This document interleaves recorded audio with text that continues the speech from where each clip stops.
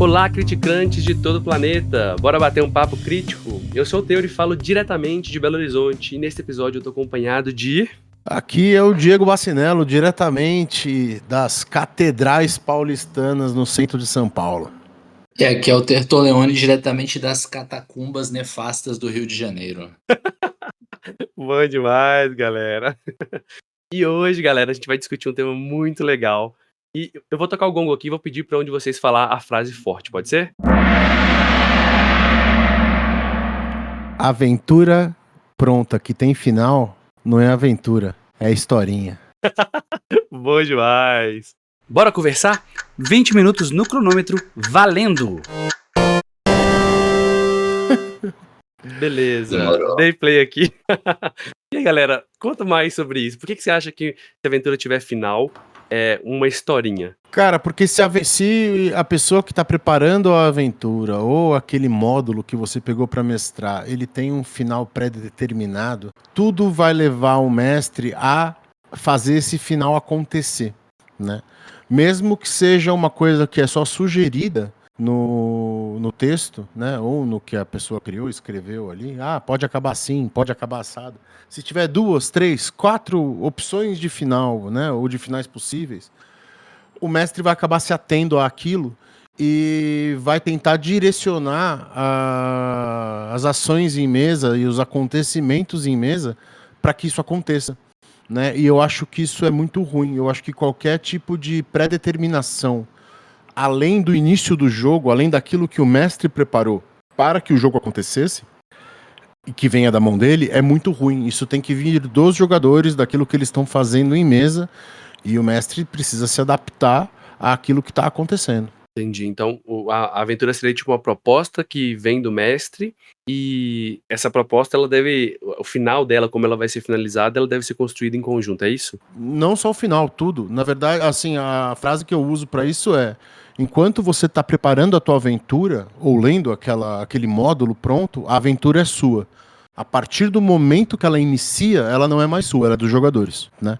Mesmo você sendo um jogador, você faz parte daquilo. Isso eu não tô destacando o mestre disso.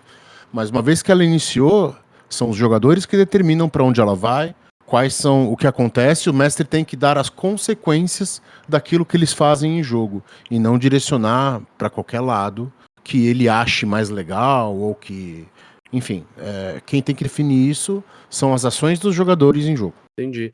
E aí, no caso, existiria, né, já perguntando pra você, Terto, um modo de a gente preparar uma aventura que funcione mais como essa proposta, né? Assim, como é que a gente prepara uma aventura, então, que seria focada em não oferecer esse final nos trilhos aí? Eu penso que é interessante quando você vai, no papel de mestre, né, montar ou se preparar para mestrar uma aventura, é interessante que hajam pontos âncora ao longo da narrativa que são direcionadores de causa e efeito.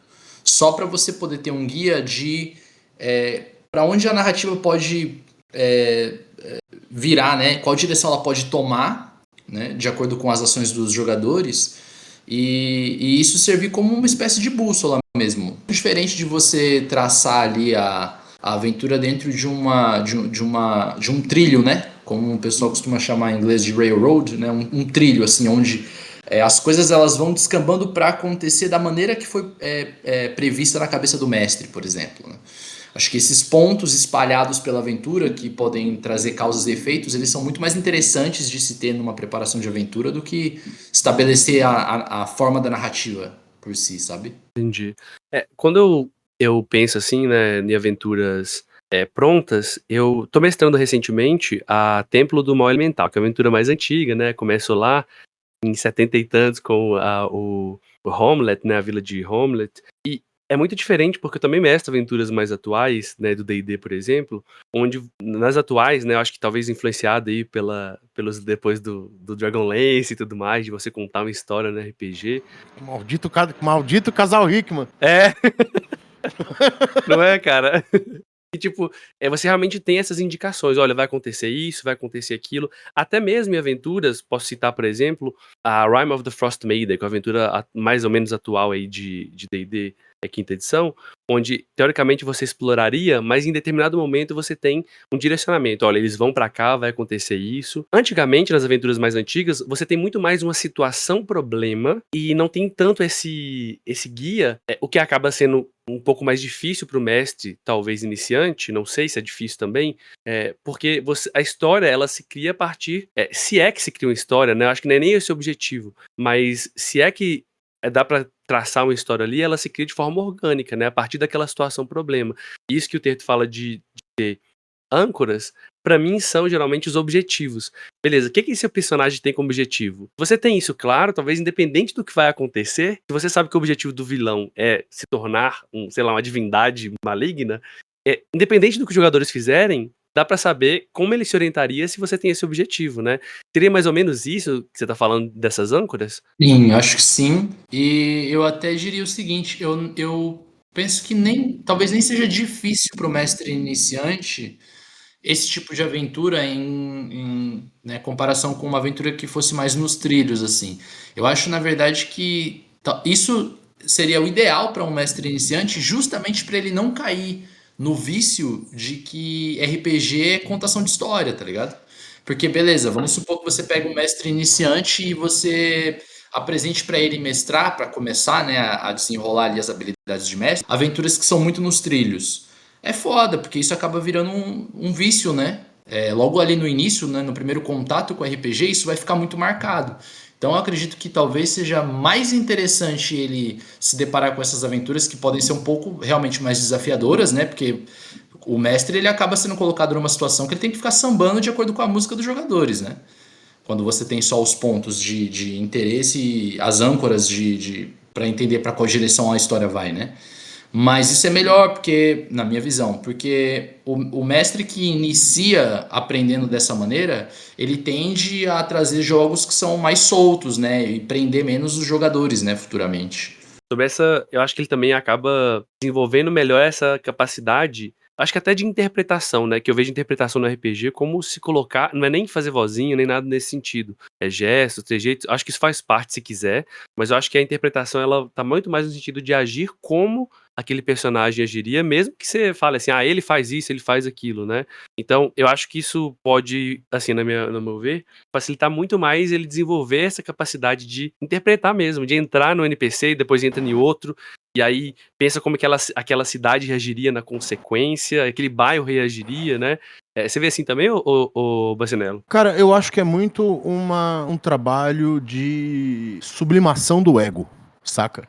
Do Olha cara aí. não tentar controlar nada ali porque ele acha que vai ser melhor, né? Porque assim, a gente tem a tendência a querer que o jogo seja legal para os nossos jogadores, né? E uma forma de você garantir isso, de certa forma, seria você fazer com que grandes situações aconteçam, com que eles se surpreendam, ou reviravoltas no meio do jogo e tal. Só que eu acho que uma boa parte da galera acaba ignorando o fato de que ao não controlar o que está acontecendo, você dá muito mais chances de surpresas acontecerem pelas próprias ações dos jogadores. Eu acho que o mestre ele tem que ter noção de que ele tem aquele monte de personagens que ele já imaginou, um monte de personagens que ele vai ter que improvisar, então é o tiozinho da banca de flor, é o bêbado da taverna, que por acaso os caras foram conversar com ele, é o guarda da cidade que faz contrabando com não sei quem, porque eles estavam procurando alguém que conseguisse colocar alguma coisa para dentro da cidade e tal. Ele vai ter que improvisar isso, né? E quando ele faz isso, ele definindo minimamente quem é esse personagem, um pouquinho do objetivo dele, como ele tá, os problemas que ele tem na vida dele ali naquele momento, ele já consegue criar um ambiente em que improvisar vai ser muito mais fácil, né? Então, a partir do momento que o personagem chega ali pra ele e dá pra ele a chance dele pagar aquela dívida de jogo que ele tem com o telhada lá do distrito da Traça, ele vai falar, pô, vou pegar isso aqui. E aí, pô, esses caras têm dinheiro. Esses caras têm dinheiro demais. Talvez eu vá descobrir como é que eles têm tanto dinheiro. Entendeu? E você começa a gerar situações que você não previu e que podem tornar o jogo muito mais legal do que você tentar controlar todas as ações dos seus personagens e direcionar as ações dos jogadores para que determinadas coisas aconteçam. Você vai se surpreender muito mais. Pô, bacana, cara. E eu acho que essa ideia disso que vocês estão falando surgiu porque a gente estava conversando sobre. Você falou do Distrito da Traça, né? Sobre o novo suplemento que tá para sair para Abril, né? Que é um suplemento que traz uma proposta de aventura e algumas outras coisas que são muito pensadas nessa lógica que a gente está falando, né? Se alguém estiver ouvindo aqui e quiser, inclusive, ver como é que se monta uma aventura, como é que se monta um local pensando nisso, né? Como é que foi montado, assim, pensando... Queria ver de vocês, assim, na hora de criar uma aventura, como é que vocês pensaram em criar um lugar que seja interessante para quem tá vindo, que possibilite essas ideias pra pessoa ter, pra improvisar, pra criar em cima daquilo, né? Porque você não tá dando a coisa pronta, você tá dando propostas de jogo que vai ser diferente em cada mesa, né? Sim, quando a gente começou a pensar como seria esse suplemento, a minha ideia inicial era justamente de poder gerar uma grande caixa de areia de possibilidades, assim. É claro que existe algo a se resolver, né? Algo para se aventurar, né? Que está melhor detalhado dentro do suplemento, inclusive com várias possibilidades para que isso ocorra, né? Não tem uma só. Mas a ideia era estabelecer um local de aventura para os jogadores que tivesse uma grande quantidade de possibilidades para se aventurar, assim, e dentro dessas possibilidades a gente não necessariamente traçaria em detalhes cada uma delas, mas deixaria ali alguns elementos narrativos que servissem de gancho para os jogadores, né? Então, quando a gente foi estabelecer essa região, que é o Distrito da Traça, foi pensado em alocar ali uma porção de locais distintos que você encontraria numa sociedade daquela era, né? De botecos, né? De tabernas, de acampamentos, locais específicos, enfim. Onde você teria vários ganchos em cada um deles, assim. E aí esses ganchos poderiam fazer com que os jogadores eles se mantivessem ou não no que a gente chama de linha principal de aventura, né? Ou de investigação, que é o que vai levar ao grande mistério que existe no distrito, né? Mas os jogadores podem muito simplesmente decidir não ir por nenhum desses caminhos e escolher algum outro, sabe? E aí, na hora de pensar o produto, a gente pensou em justamente ser um cenário com rejogabilidade muito grande. Então, se os jogadores eles quiserem ir pelo caminho principal de investigação e resolver o grande mistério do Distrito da Traça, eles podem. Isso pode acontecer. E aí, quando acabar essa aventura, o distrito ainda tem para oferecer uma centena de possibilidades de aventura. Então, tem muitas coisas para acontecer no Distrito da Traça. Para você ter uma ideia, Teori, quando o Terto chegou com o texto, cada um dos locais que ele descreveu no Distrito da Traça tinha personagens lá dentro. E cada um desses personagens tem uma coisa que ele está buscando, onde ele está buscando e o porquê ele está buscando. Só isso já dá gancho para uma série de aventuras paralelas, ou pode ser o foco central dos jogadores. A gente também, quando coloca os jogadores dentro do distrito, né, as formas de iniciar o contato com esse distrito, elas não são excludentes, né? Ela não é uma coisa, eu quero que vocês façam isso. Não, o cara fala, tá acontecendo um monte de coisa aqui, eu não posso mexer nesse troço agora, eu preciso de vocês aqui, falaram que vocês são bons. Nada demais, tá? Isso é um início de aventura bastante corriqueiro. Mas a hora que eles começam a entrar em contato com o distrito, a frequentar os locais, a falar com os personagens, a grande maioria deles tem alguma coisa que quer, o porquê quer isso, onde esse troço está e o que ele pode oferecer para a galera é uma coisa também em aberto, né? Vai depender muito das relações que os jogadores formarem ali dentro, né? E então assim é um cenário muito bem ambientado, porém sem direcionamento nenhum. Se o cara entrar em uma adega, vai ter uns caras lá que estão acontecendo alguma coisa entre eles, alguns deles vão querer algumas coisas. Se ele entrar no bordel tal, lá vai ter rapazes e moças que trabalham ali e cada um deles está buscando um negócio diferente por motivos diferentes que são alheios à aventura, né? E se eles pegarem nisso, eles simplesmente, se os jogadores pegarem nisso, eles simplesmente vão para outro direcionamento, né? E dentro disso, muitas dessas coisas que a gente está colocando, a gente está descrevendo ali um pouquinho delas, né? Então o cara quer uma bússola que foi roubada por ele e tá com um mestre de caravanas. A gente conta um pouquinho da história dessa caravana, um pouquinho da história dessa bússola, para dar elementos de improvisação para os mestres poderem, a partir desse gancho inicial, expandir o que pode acontecer na aventura dele. O que ele pode... Na verdade, ao que ele pode expor os personagens. Entendi. E eu acho que minha experiência recente mestrando uma mesa mais sandbox, né, que tô mestrando, tá inclusive acabando já, né, de Valanzia, de Code Dragon, exatamente a sensação que isso passa de você ter várias pessoas com objetivos independentes dos personagens é de um mundo vivo. Assim, o feedback que os jogadores estão me dando é que, cara, como essa facção tá querendo fazer tal coisa, os personagens podem agir ou não, isso é uma escolha deles, mas mesmo escolher não fazer nada, isso já é uma ação. Ou seja, se eles não fazem nada, porque vão surgir várias pessoas que estão com objetivos específicos, então se eles não fizeram nada, então a cidade tal foi destruída, porque vocês, assim, não quiseram fazer nada, e aquela galera que tava brigando lá, um deles ganharam, e isso também é uma consequência, né? Então, a impressão que eles me falaram, assim, o que eles têm me dito é que, cara, eu sinto que esse mundo é vivo, e o que eu faço realmente importa, né? Então, era esse o objetivo de vocês?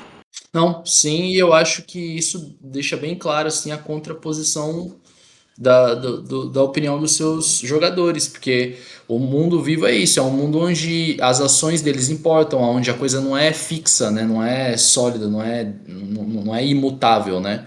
O oposto disso, que seria jogos, aventuras que são nos trilhos, seriam mundos mortos, né?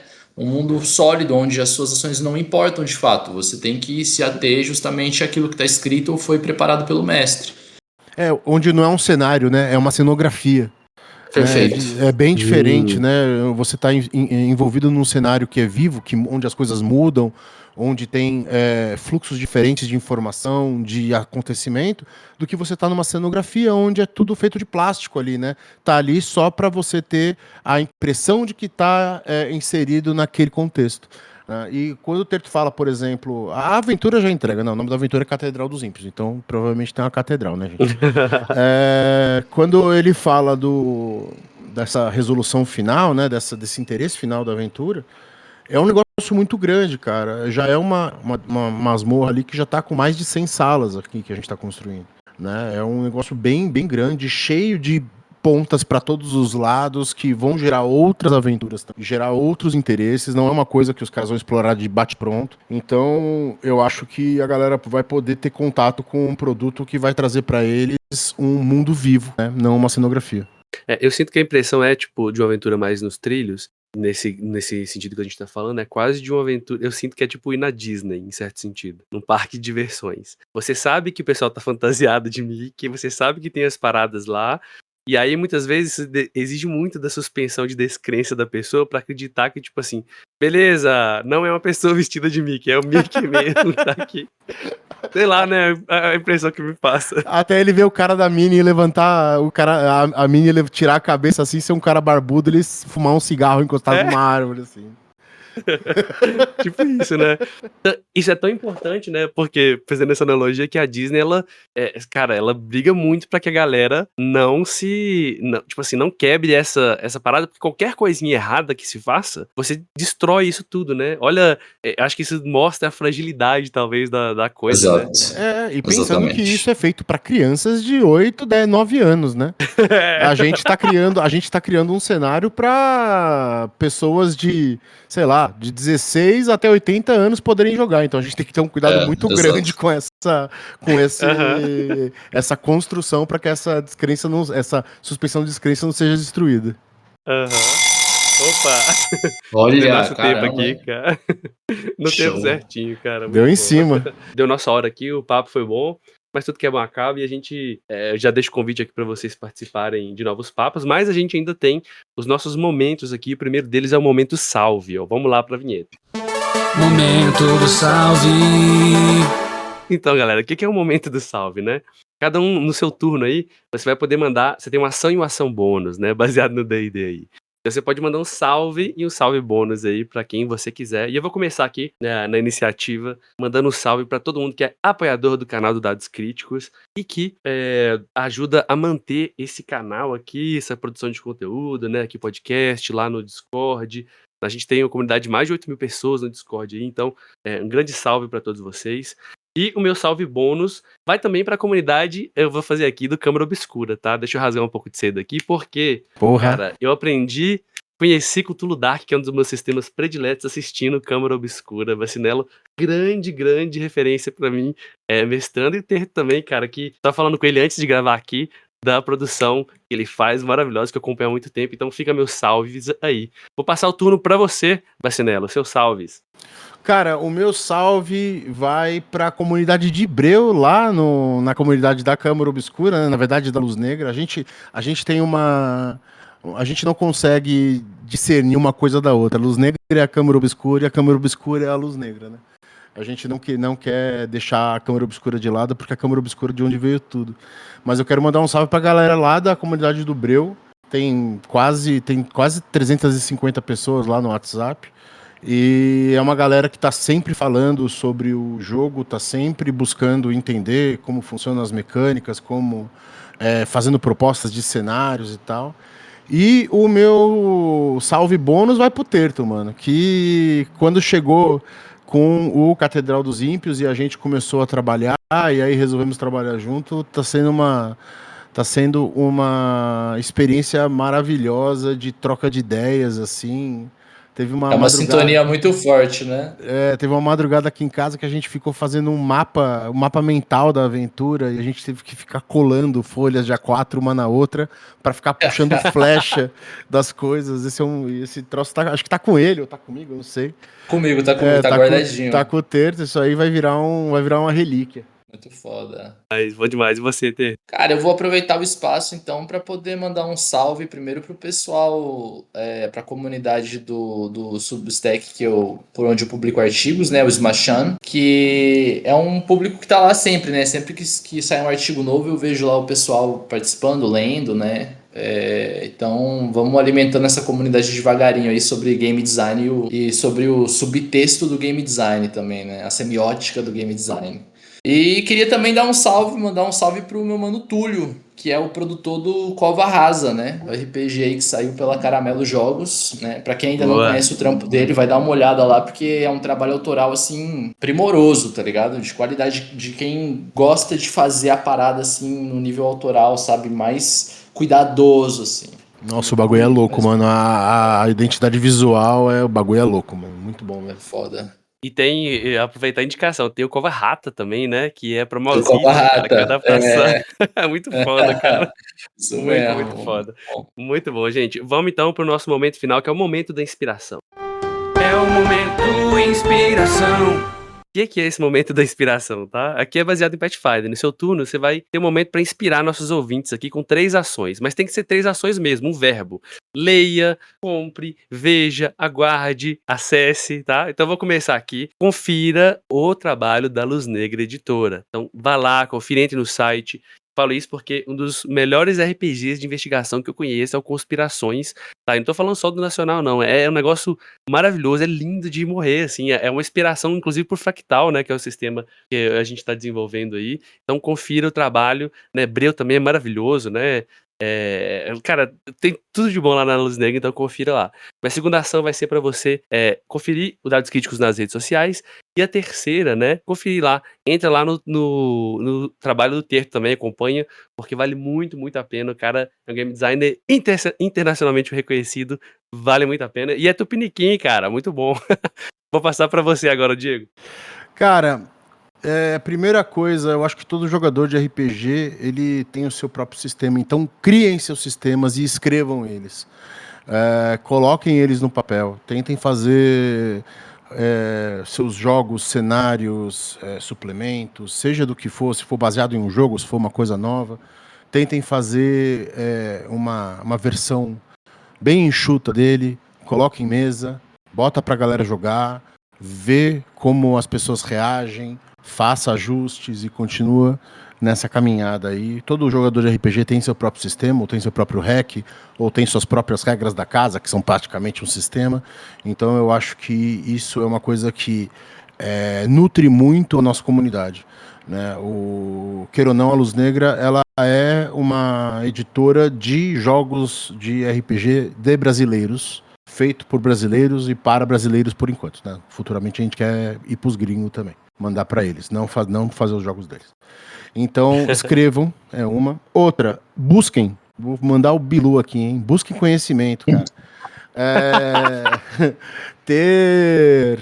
Ter um arcabouço de conhecimento aí sobre aquilo que vocês querem fazer, escrever, conhecer, é uma parada que é importante demais para você gerar repertório, para você poder ter noção de como as coisas funcionam, e para enriquecer sua própria vida. E no último aqui, né, são 3, eu diria para vocês, na verdade vai ser uma ação negativa.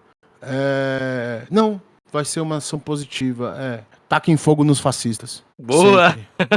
Sempre. Sempre. Nunca deixem um cuzão falar o que ele quer e ficar sem ser respondido. A gente tem que ser intolerante com a intolerância, né, cara? Exatamente. Perfeito. Muito bom.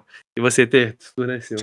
Cara, eu vou tentar compartilhar aqui então algumas referências que eu levo pra mim, assim, né? Pra partilhar um pouquinho delas com o pessoal, com os ouvintes. Primeiro seria Leia o Ato Criativo. O Ato Criativo ele é um livro que foi publicado recentemente.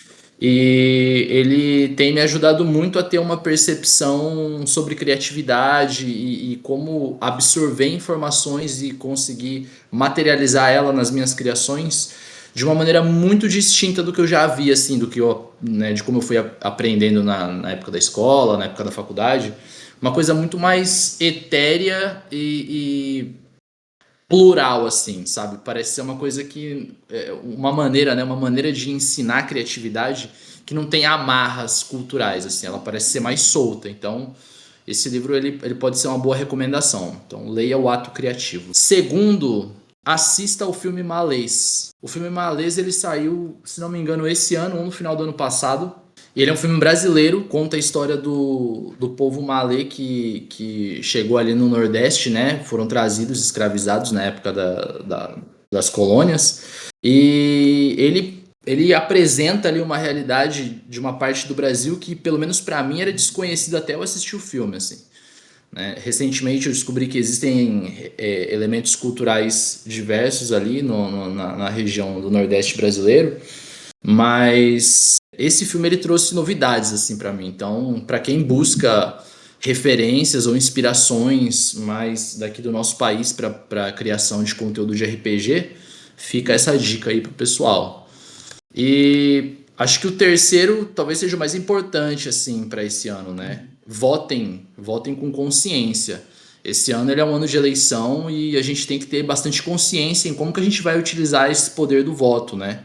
Independente de no que você acredita ou não, quanto mais você expandir a sua consciência, entender a si mesmo, entender ao próximo, né, aos terceiros que cercam a gente na nossa vida, melhor a gente vai poder escolher quem é eleito para tomar essas decisões por nós politicamente. Lembrando que não é só uma eleição para presidência, não, né? É importante lembrar que o voto ele é pesado mesmo para os deputados e para os senadores. Então, já comecem a estudar e fazer as colinhas de vocês para saber em quem que vocês vão votar para deputado estadual, deputado federal, senador, né? Governador, porque é muito importante, fundamental. E acho que assim como a gente falou no RPG ali agora, né? Quando você não faz nada na aventura de RPG que é viva, consequências também acontecem. Então, não votar Exatamente. também é uma ação, né, velho? Exatamente. Não fazer nada é uma escolha, né? Isso. Exato, mano. É isso, galera. Muito obrigado pela participação de vocês. O espaço está sempre aberto aqui, né? Valeu, E obrigado Tê. você que está nos ouvindo também. por me dar o seu bem mais precioso, galera, que é o seu tempo. Espero te ver aqui na nossa próxima aventura. E tchau, tchau! Valeu, galera.